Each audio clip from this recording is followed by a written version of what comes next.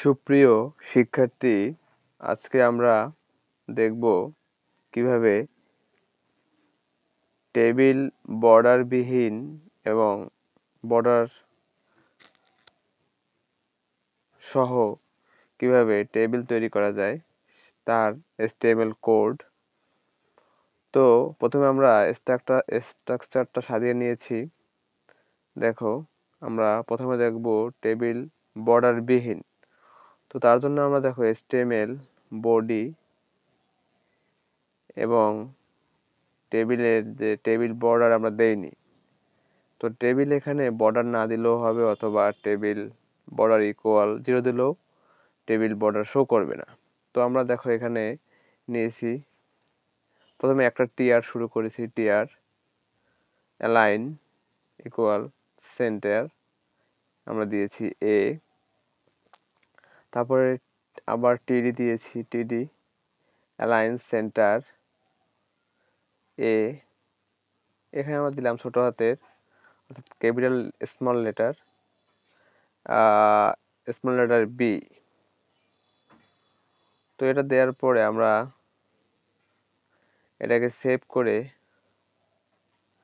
আমরা দেখতে পারি যে কেমন এর আউটপুটটা দেখা যায়। তো আমরা সেভ করে দিলাম। তো সেভ করে দেখো আমাদের ডান পাশে দেখো আমাদের কেমন আউটপুট দেখাচ্ছে। তো আমরা চাচ্ছি এখানে আরেকটা টেবিল বাড়াবো। তো তার জন্য আমরা এখানে এটা কপি করে নিলাম, টিডি অ্যালাইন সেন্টার, আমরা এখানে দিলাম সি, তাহলে সি নামক আরেকটা টেবিল আমাদের বেড়ে যাবে, সরি একটা সেল বাড়বে। তো নতুন একটা সেল তৈরি হবে এখানে সি, তো সেটাও কিন্তু আমাদের বর্ডার বিহীন। সেভ, আমরা সেভ করে একটু রিফ্রেশ দেই, দেখো এখানে সি নামক আরেকটা সেল তৈরি হয়ে গেছে। আসলে এখানে কোনো বর্ডার নেই, এখন আমরা চাচ্ছি এখানে বর্ডার দিব।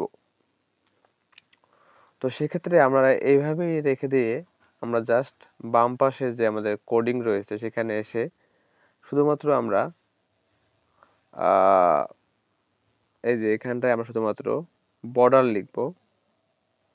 তো আমরা লিখি, এখানে দেখো বর্ডারের জন্য আমরা কি করব, তো এখানে লিখলাম আমরা বর্ডার ইকুয়াল, আমরা এখানে কোটেশন মার্ক দিলাম,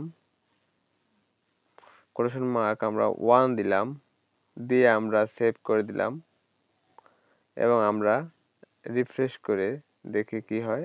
দেখো আমাদের বর্ডার তৈরি হয়ে গেছে। তো এখন আমরা চাচ্ছি এই বর্ডারটাকে আমরা একটু গাঢ় করব, একটু হাইলাইট করব। তো তাহলে 2 দিলাম, তাহলে দেখো এটা একটু ডিপ, হালকা একটু কালো হয়েছে। আমরা চাচ্ছি আর একটু বাড়িয়ে দেব। তো সেক্ষেত্রে দেখো কি হয়, এই যে দেখো অনেকটাই ডিপ হয়েছে। তো এভাবে তোমরা চাইলে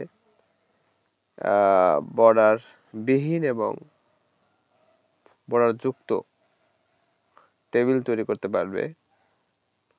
তো আশা করি তোমরা ভিডিওটি বুঝতে পেরেছো।